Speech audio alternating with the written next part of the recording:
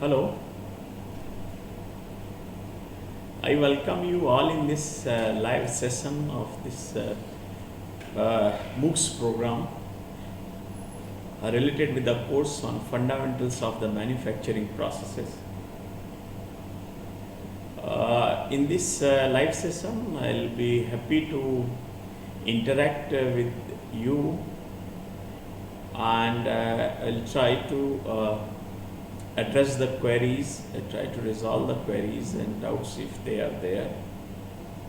And still, if something is left, I'll try to resolve the things through the forum. So I'll ask you to send the queries related with this course so that those can be taken up one by one.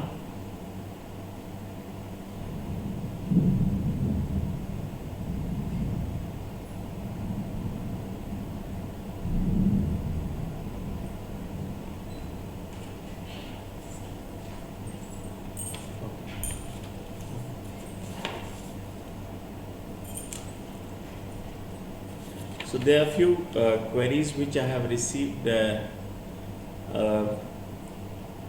from the learners related with this course. Of course, these are few are very simple and these are not very technical in nature. Like how to prepare for NPTEL exam. Can you conduct once a mock test? So as far as conducting how to prepare the NPTEL exam, as far as preparation is concerned, I'll suggest you to go through the fundamental aspects, basic things related with the subject, like what are the fundamental concept related with the manufacturing processes and how it is effectively applied for giving the desired size and shape when it is related to the particular process. Say if it is casting or the welding or forming, machining, heat treatment or surface engineering. So what are the basic principles which are applied for either realizing the desired size and shape to manufacture a product or to achieve the desired set of the properties through the controlled heat treatment and modification of the surface properties so that the functionality and the life of the component can be enhanced. So as far as, so in response to the question like how to prepare for NPTEL exam, basically it is about developing the understanding of the fundamentals and how these can be applied for realizing the different sizes and shapes. Another point is about can you conduct the mock test once. So you know that at the end of each after each week the assignments are given, and assignments are just kind of assessing the understanding on the material which has been presented, the things about which I have talked in the 4 or 5 presentations of that week.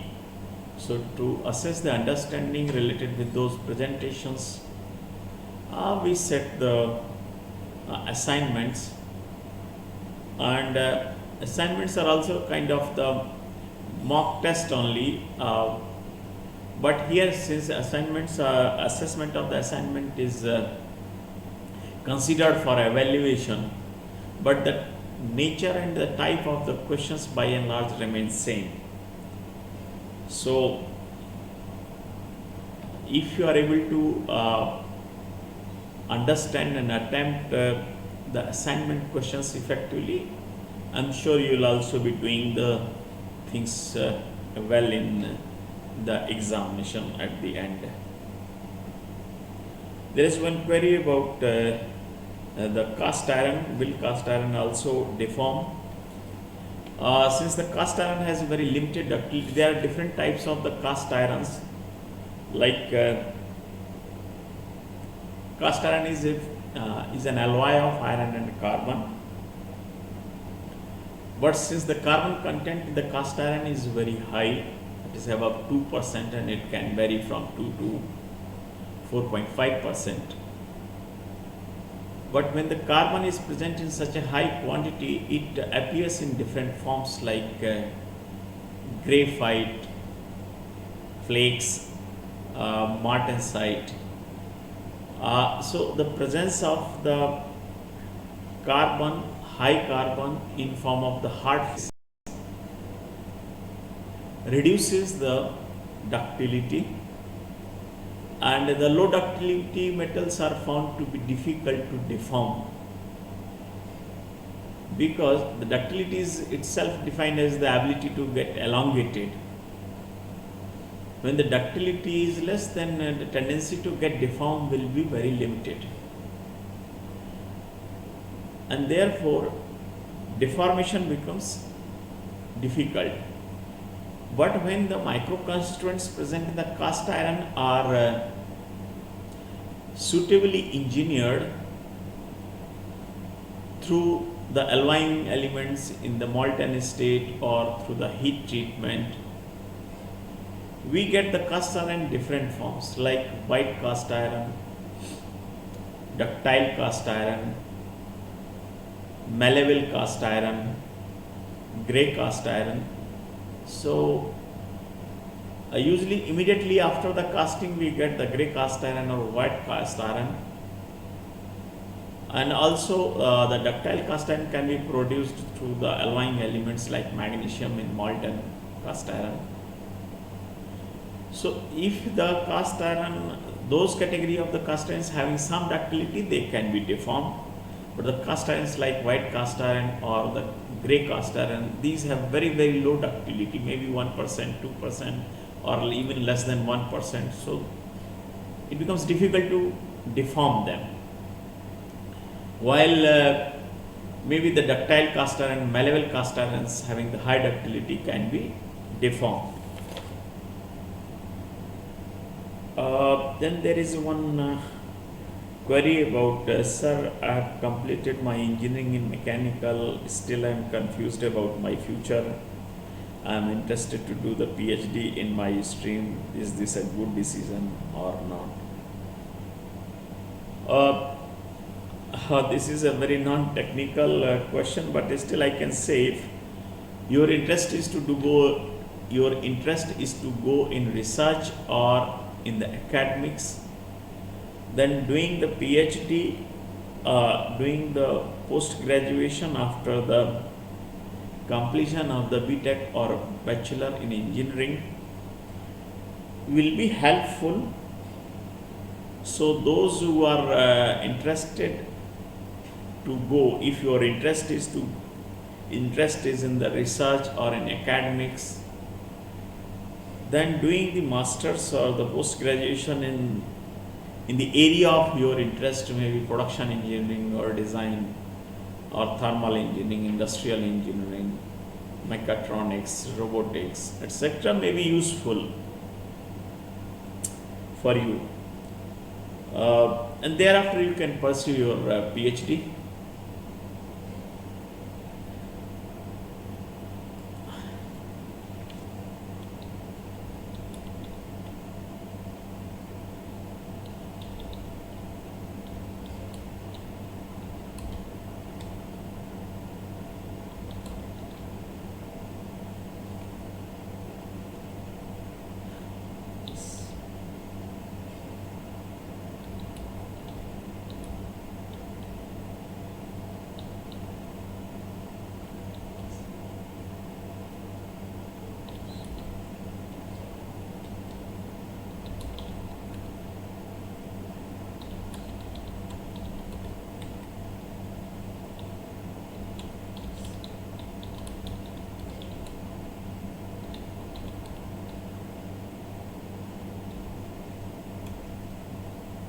I'm taking up the queries which have been received by our NPTEL office in Roorkee, so I'm talking about that.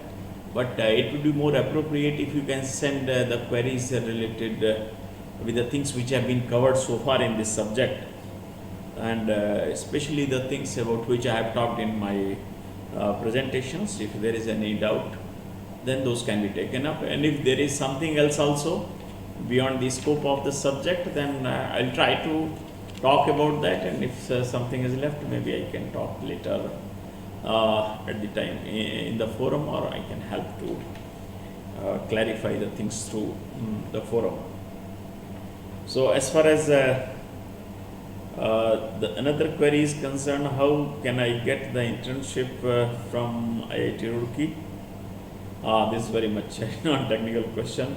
There is a procedure in IIT Roorkee for getting the internship, and a notification about that may be available in the academic sections website of IIT Roorkee. Usually the students submit their applications through the concerned professor to the academic section, and then those are shortlisted, finalized by the concerned departments, and I think about 4 to 5 interns are selected in each department. So there is some procedure, institutional procedure for getting the internship. So I cannot talk much about that because I don't know much about the procedural aspects related to how to getting the. But IIT Roorkee academic sections website or a link related to the academic section of the IIT Roorkee website can be helpful. Why are we studying the fundamentals of the manufacturing process? The fundamentals helps to understand the basic concepts underlying the shaping or modifying the properties. If you understand the fundamental things, then we can do anything as per our requirement, as far as sizing, shaping or property alteration is concerned in connection with this subject. Instead of just knowing about a thing is not important, but to have the better understanding of the fundamental aspects related with the particular technical or engineering aspect will help in applying in the way we want to. So that's why it is important, and I believe once if you understand the fundamental aspects related to the manufacturing process, you can apply them more effectively to realize the desired size and shape, or size and shape more effectively. Likewise, the property alteration and property alteration of the bulk materials and the surface properties of the components can be controlled, regulated effectively. There is one query: why do we always have a difference between the thickness of uncut chip and the thickness of the cut chip? The main reason behind is the shearing. Since the shearing mostly takes place at a certain angle, so when the shearing doesn't take place at 90 degree, but when the shearing takes place at say 30, 40, 45 degrees, so as per the shearing angle or as per the shear plane angle, the thickness is affected. Lower will be the shear plane angle, greater will be the cut chip thickness as with respect to the uncut chip thickness. So it is so the primary reason behind is the shearing, we can see it from this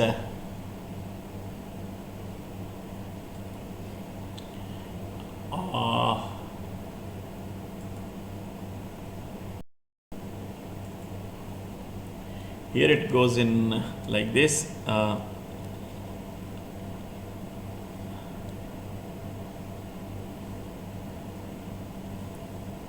This is the tool. This is the flank.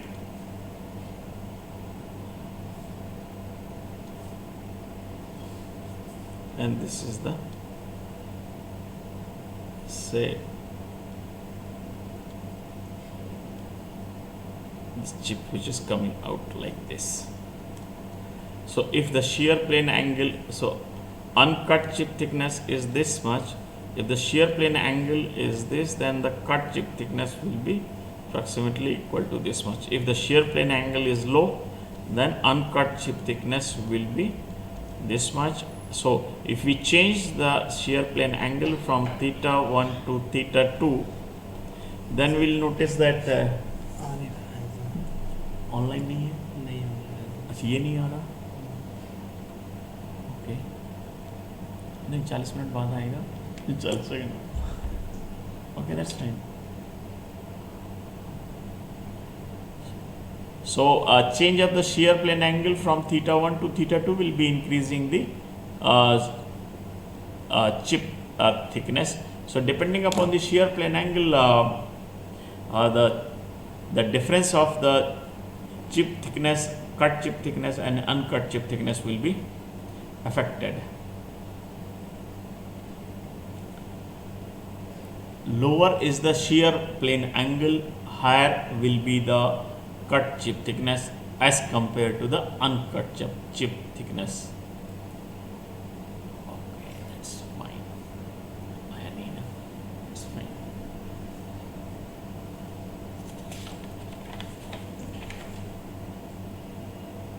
I hope I would have addressed the query of the one of the learners who had asked like why there is always difference in the thickness of the uncut chip and cut chip. So this is primarily attributed to the shearing, and the shear plane angle determines the difference in the cut chip thickness as compared to the uncut chip thickness.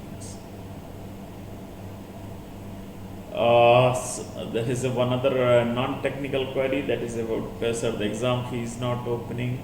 I hope this kind of point will be taken up by our MOOCs team, and they will try to resolve any issue related with the exams and exam fee registration.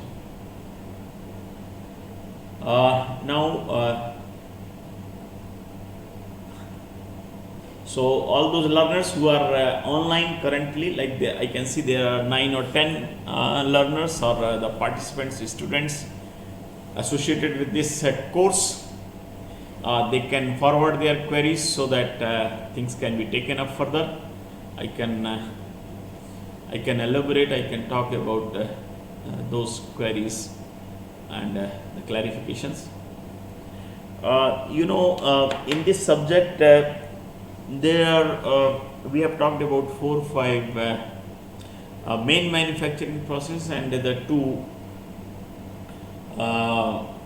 like can say 2 processes which are helpful for improving the surface performance or properties of the components. So as far as the realizing the size and shape is concerned, very huge size to the small size, very simple shape to the complex shape components can be easily processed or manufactured through the casting route, where the metal is melted first and then it is poured into the mold, and after the solidification we get the desired size and shape. Sometimes the size of the component is so complex and the size is so huge that it cannot be realized through the casting route. In that case, the components in the simpler shapes are brought together and then they are joined using suitable joining and the welding technologies, maybe fusion based or solid state joining process or the solid liquid based joining process like brazing and shouldering, or adhesive joining.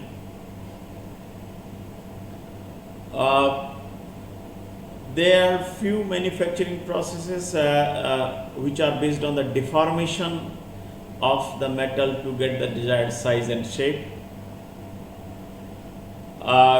For deforming a metal to get the desired size and shape, it is important that it has a ductility as well as yield strength is also low, so that it can be given suitable shape very easily without making much efforts, and therefore high ductility and low yield strength metals are deformed easily, or such kind of the conditions are created during the deformation that the metal has lower yield strength and higher ductility, and that is what is realized through the hot deformation based processes or hot forming processes like hot forging, hot rolling, hot extrusion, etc. So heating of the metal above the recrystallization temperature does the two things. One is it softens the metal, increases the ductility and reduces the yield strength, and which makes the job of deformation easier. It requires lesser forces, lesser power consumption, reduced chances of cracking and defects in the deformed product. Then there is one more approach of the manufacturing process, that is machining. In case of machining, lot of the material is removed, in form of unwanted chips through the shearing process mostly. So the removal of the material in form of chips makes it useless,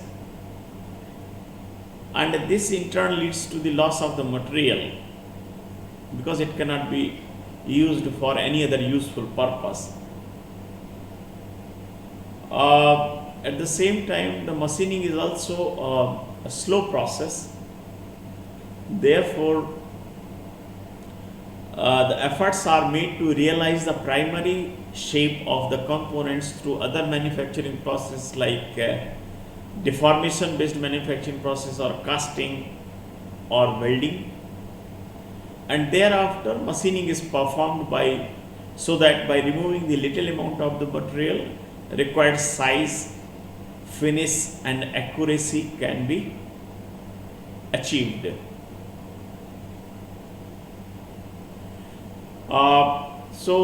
That's how we have talked like the casting, joining, forming and machining. You must have heard the word like advanced manufacturing process or advanced machining technologies. You know that the conventional manufacturing processes like casting and welding needs the fusion of the metal, and the deformation is needed in case of the means low yield strength and high ductility is needed in case of the deformation based processes, and similarly somewhat lesser hardness, lower hardness is needed in case of the machining process, so that metal can be sheared off and the chips can be removed, so that required size, shape, accuracy and finish can be realized. But when the work material to be processed is of the very high melting point, which makes the fusion and melting difficult, when the hardness is extremely high, so the deformation is difficult and machining is also difficult. So in those cases, the conventional methods of manufacturing like casting, welding, forming and machining becomes difficult, and these cannot be easily applied Even if the desired size and shape can be realized, the cost will be too high, the process will be very slow, and therefore advanced manufacturing processes have been developed, and under that category you will have like ultrasonic machining, electro discharge machining, electrochemical machining. So in those cases, like thermal energy or chemical energy is used to get the to remove the material. Those are machining processes, so unwanted material is removed through the use of the thermal energy in form of say laser or electron beam or electric discharge, or through the electrochemical reactions like an electrochemical machining process. So there is a separate category of the processes to deal with the difficult to machine materials, difficult to process materials.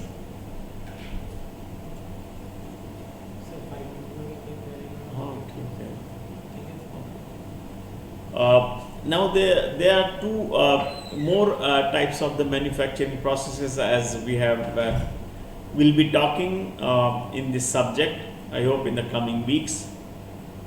One is the heat treatment, which is primarily used to alter the microstructure so that desired combination of the mechanical properties can be realized. Say for increasing the hardness, we use the hardening. Increasing the hardness and strength, we use the hardening or quenching method. For increasing the ductility, toughness and the strength, we use the normalizing. For us inducing the softness and ductility, we do the annealing.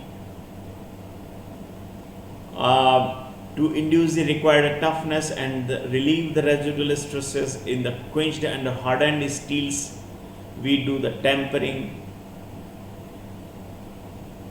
And then to have the harder surfaces, and tougher core, we do the shallow hardening kind of the process. Then there is OS tempering, which leads to the increase in strength and good toughness through the development of the fine magnetic structure. So these are the processes or heat treatment processes which are primarily used for improving the properties of the bulk material. Then the another category of the manufacturing process is the surface modification or surface engineering, wherein the substrate of the lower quality or the lower grade is used so that the cost is less, while it is able to take the service loads during the service. But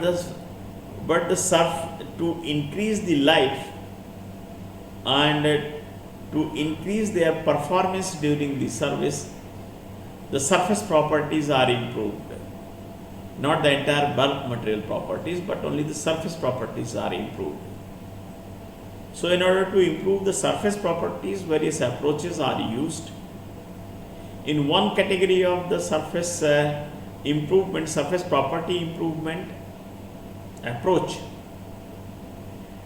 no chemical compositional modification is realized, only the microstructural change of the surface is achieved, so that the required combination of the surface properties in terms of the hardness or in terms of the coherent surface can be achieved, so that it can resist the external load, it can resist the adhesion, abrasion, erosion effectively during the service. And so induction hardening, burnishing, short peening and friction stir processing are those processes of the surface modification where surface properties are enhanced without modifying the chemical composition.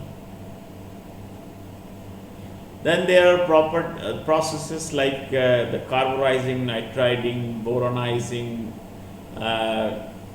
chromizing, aluminizing. In all those cases, the a suitable element is introduced at the surface so that the required constituents at the surface are formed to impart the desired set of the properties at the surface to improve the functionality, life and reliability of the components. There is a third category of the surface modification approach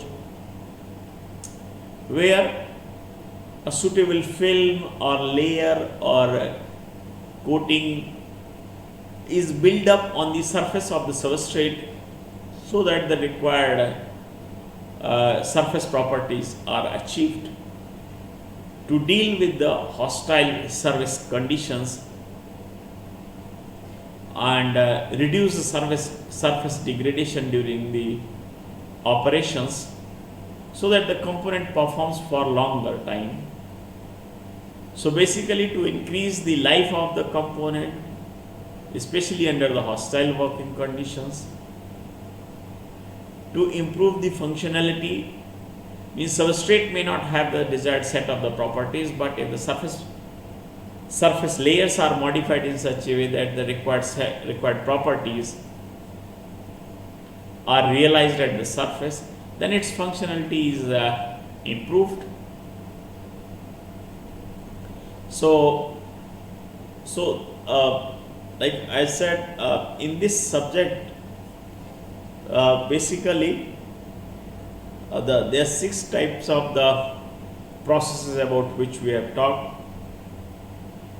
The first 4 are related with the realizing desired size and shape, and last 2 are related with the property and performance enhancement through the structure or chemical composition modification through the heat treatment or through the surface modification. So far I have talked about all the queries which we have received, and there is no query in chat window also. Mr. Naresh Pranava, do you have any query, or all those who are currently online, they can raise their queries? Otherwise, shortly we'll say thanks for your presence because there is no more query. So we'll close this session.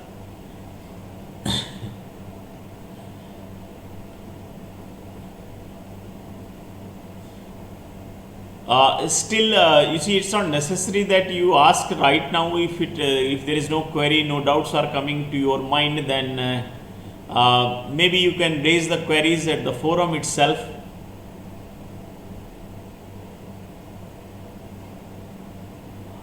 Yes, maybe I'll ask my TAs to share the things related with the worked out solutions for numericals.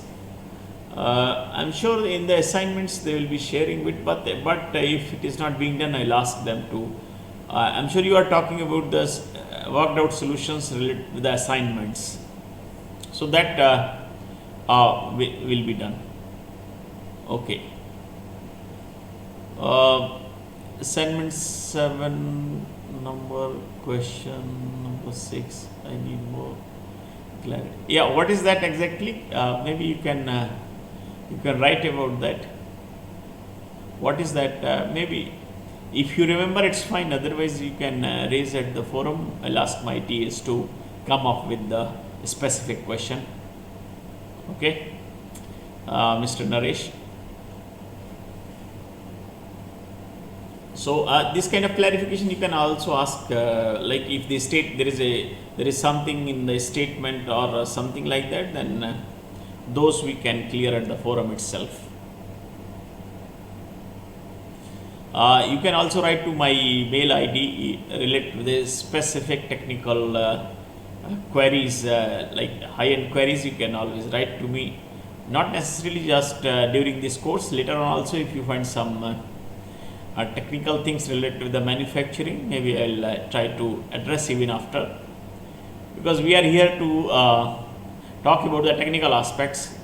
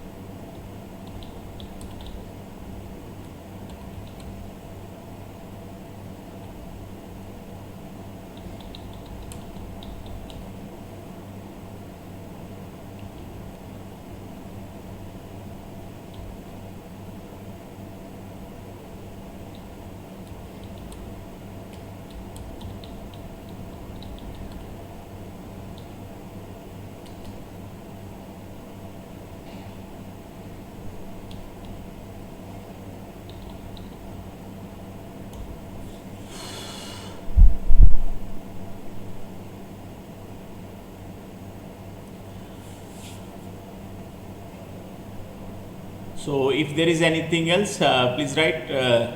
Otherwise, in 1 or 2 minutes, we'll close the session. And for technical things, maybe you can also write on the forum later on also. So it's fine.